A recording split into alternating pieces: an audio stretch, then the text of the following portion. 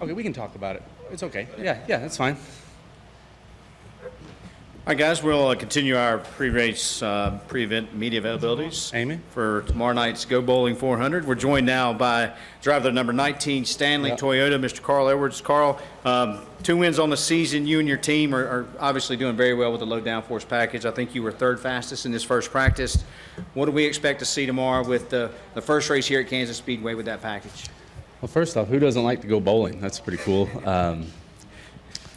Bowled my best game ever the other day. It was great. So, so the cars are really fast, and you know, even with this lower downforce package, we're making a ton of speed. But the best thing, and I think it's going to, I think it bodes well for the race, is that the line is moving. The Goodyear tires are leaving a bunch of rubber on the track. I think the track's going to change a lot through the race. I think we'll be running. You know, I was already running the 2nd groove in practice. It's pretty early to be doing that, so I really think it's going to be good. You know, we haven't made a long run yet, so I don't know exactly how much the tires fall off and the times fall off, but our Stanley Toyota is very fast. It's really good. Excellent. We'll open up the questions. If you'll raise your hand, we'll get a microphone to you. We'll start right back here in the corner. Kyle Bukowski, thefourthturn.com. Carl, speaking of the low downforce package, in the 8 races that we've had with it, have you noticed that the downforce is coming back at all? Sorry. No, that's really rude. It's texting. It's a Sprint phone. We are always going to push to get every bit we can as race teams, and NASCAR, you know, is probably going to have to stay ahead of us in that respect. So yeah, no matter what rules package we have, we're going to go as fast as we can, get all the downforce we can. We're going to keep innovating all the time. So yeah, that is a factor.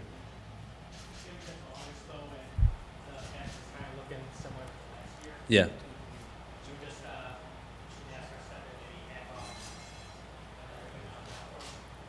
Perfect. As far as I'm concerned, you could cut the spoilers completely off the cars and get rid of the splitters, and the less we have, the better. And I think I cannot thank NASCAR enough for making these changes. We went through all those tests last year, tried everything. NASCAR came back with the lower downforce package.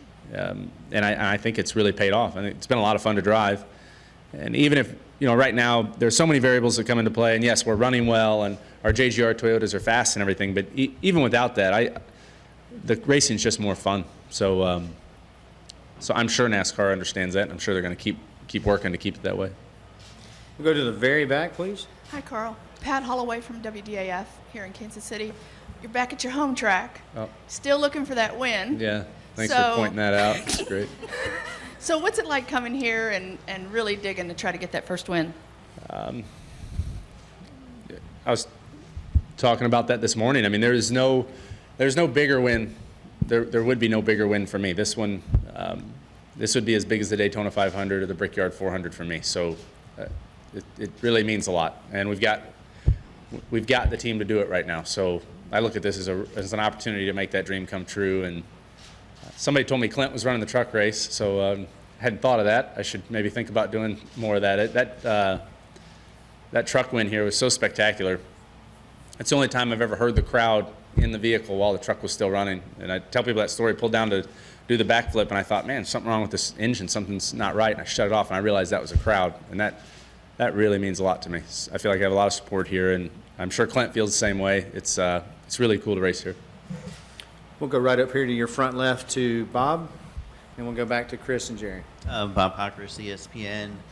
Do you have any thoughts about if anything needs to be done to the cars at Talladega, because we saw so many cars get airborne? And then also, what do you think about the switch for next year, where Talladega will be the second race in the quarterfinal round, and this race will be the elimination race? There's so many variables that make Talladega what it is, and I don't know. I don't know what to do. I don't know what the right thing to do is. It does seem pretty silly to wreck that many cars. But everybody's trying to do the best they can. You know, NASCAR's trying to keep it as safe as they can by keeping the speeds down. That in turn puts us in a pack. And then all of us drivers are going to naturally fight for every possible advantage we can get. And it was just that perfect storm of cars that were extremely easy to drive. They had a ton of grip. They were just slow enough that we could run 3 or 4 wide. And then that's going to lead to accidents. So That's what it is. I don't know about the change in the schedule. I don't. You never know how these things are going to work out. I don't know how it'll affect things. We're going to go in the back to Chris, then Jerry, then Randy, and work our way back up to the front. Chris Knight, catchfence.com. Carl, I know you keep an eye on MB Motorsports and the truck garage a little bit, especially with this being a hometown race. They've got a new protege that they're trying to work with, Bobby Pierce. I think he's up in your neck of the woods. What do you know about Bobby Pierce, or you like what you see out of Bobby Pierce? I raced one night. The first night I ran in Moberly, Missouri, I ran a B mod.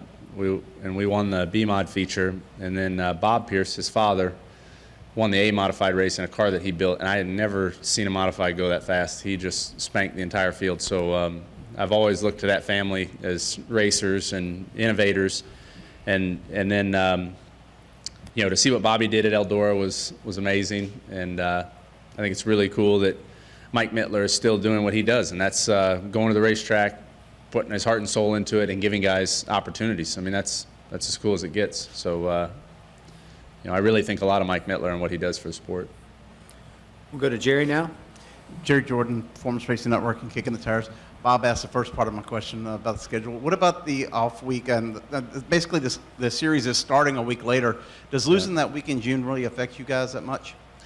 Really, from a driver's standpoint, we've got it made. We've got the airplane, fly around in the Citation, got the motorhome, and we've got it pretty easy. It's really the guys that that have to deal with the grind. It's an 8-day-a-week job for them, and I haven't looked at the schedule, and I haven't talked to the guys, but at some point in this sport,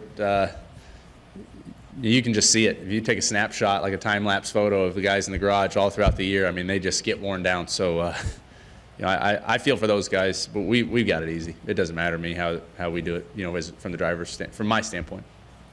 We're going to go to Randy now, then we'll go up front, and then to Todd. Yeah, Carl, Randy Kovitz, Kansas City Star. Your teammate, Kyle Busch, all he needs is Kansas, Charlotte in 2 weeks, and then Pocono to complete the sweep of having won on every active Sprint Cup track.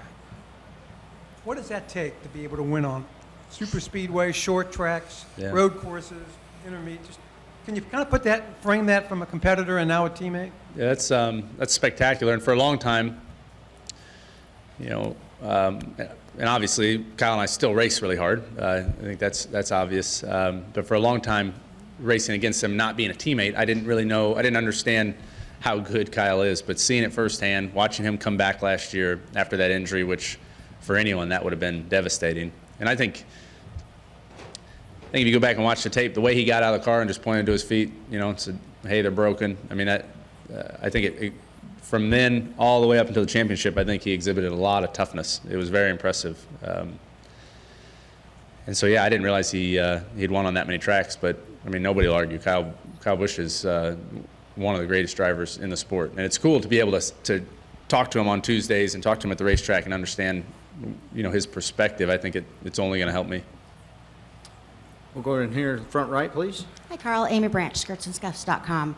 Kind of going off Bob's question about Talladega, fans have been asking for pack racing for years and years, and they got it. And then after last week, they went on social media and were very unhappy with the wrecks. And do you think NASCAR will react to that, or? I don't know. It's NASCAR's job to put on the show, and they write the rules.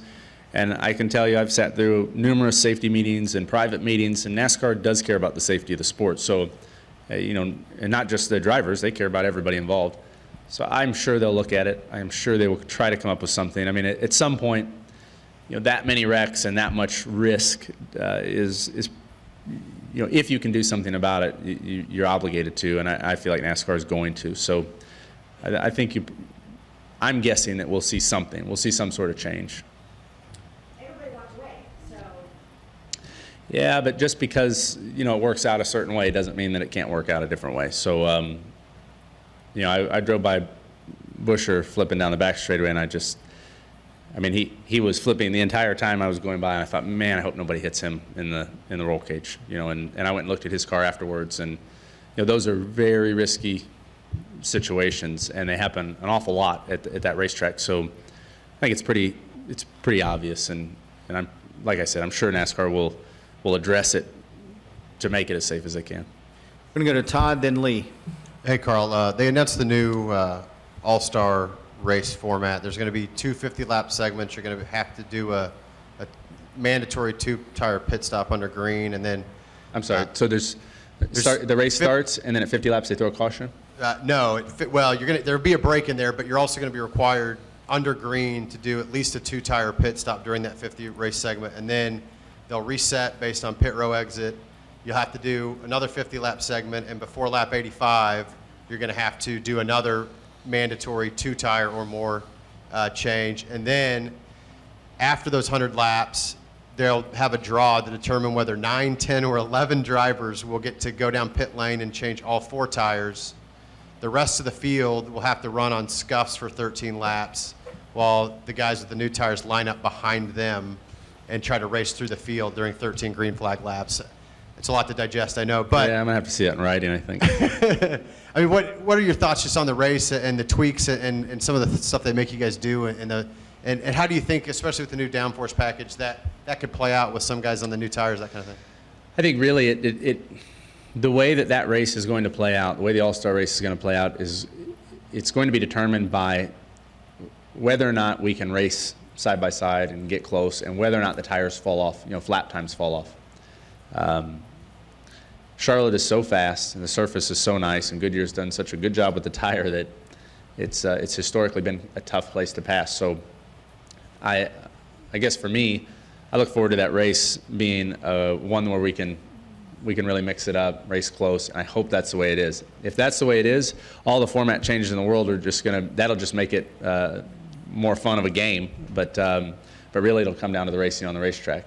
Now, at the end, do you have to pit if you're in the top 9 or 11 or whatever? You have to. Change 4 tires, then you have Okay. to line up behind all the guys. Nobody else can. Yeah, the other guys are... So really the question is will tires be beneficial or not? And if they're beneficial, hey, great. If they're not, that's going to be, if you really think about it logically, I guess it might be a genius idea, because if tires aren't beneficial, then they're making you go behind, the faster cars go behind the guys that aren't fast. But, I don't know. You just hope it doesn't evolve into something where everybody's racing really hard for 10th or 11th because they know they don't want to pit. And with this lower downforce package and with the way the tires have been, I think that we'll most likely have a tire that I hope we do, where pitting is good. We'll go to Mac, Lee. But truly, that's the first I've thought about. I didn't. So it's just off. I might be completely wrong on all that stuff. Lee Spencer, Motorsport.com. Can you talk a little bit about the evolution of the low downforce package? We haven't been on a 1.5 miles since Texas, but I mean, obviously teams have had time to work on it. Can you kind of tell us what the highs and lows are right now? What are the speeds right now versus what we ran last with the other package here? Do you know? Top speed was 185.893 set by Kurt Busch. And what was it with the higher downforce package? Do you know? I didn't. No. Okay. Not So, yeah, so I don't know. I don't know if we're noticing? faster or slower. Or, I'm sorry, I don't know how much slower we are. I'm assuming we're a little slower, but I don't know to what degree. And then the other thing is I haven't made a long run yet, so I don't know how much the tires are going to fall off. I think really what I'm seeing right now is that in practice I ran all the way up to the second groove, kind of almost 2.5 grooves up, and the groove was moving. And I think that's going to be as big of a factor as the downforce, because even if you have, you're running in disturbed air, if you can move over and run in cleaner air, you can make something happen. So,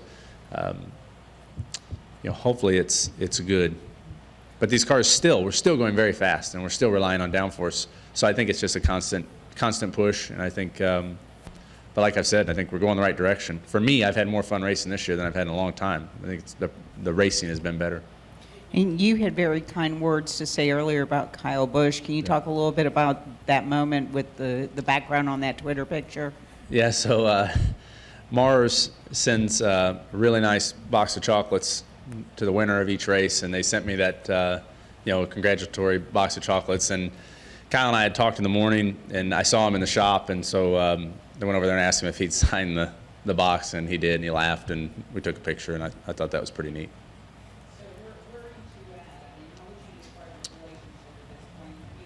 Yeah, I think we're good. I think if he's chasing me down on the last lap at Richmond, next time I better watch out. But that's racing. I think I think it's good. Excellent. Bob, did you have an additional question? Well, if you don't know, really, I mean, this format's pretty confusing. Yeah.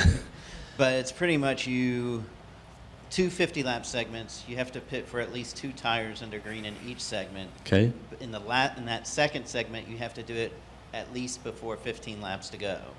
Okay.